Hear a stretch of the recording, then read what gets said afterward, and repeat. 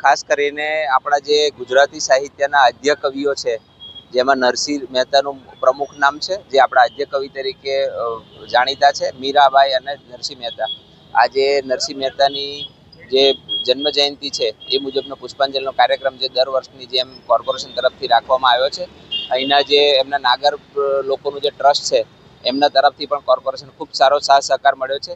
સાહિત્યમાં ખૂબ સારું યોગદાન આપનાર નરસિંહ મહેતાને આ પ્રસંગે કોર્પોરેશન તરફથી આપણે એમને શ્રદ્ધાંજલિ અર્પણ કરીએ છીએ. એમની જન્મજયંતિ નિમિત્તે આપણે એમને પુષ્પાંજલિ અર્પણ કરીએ છીએ અને નગરજનોને પણ સાહિત્ય માટે, ગુજરાતી સાહિત્ય માટે વધુમાં વધુ વેગ મળે એ માટે પણ આપણે એમને શુભેચ્છાઓ પાઠવીએ છીએ. આવા જ વધુ સમાચારો જોવા માટે સબસ્ક્રાઇબ કરો અમારી યુટ્યુબ ચેનલને અને જોડાયેલા રહો ફેસબુક, ઇન્સ્ટાગ્રામ અને ટ્વિટર પર.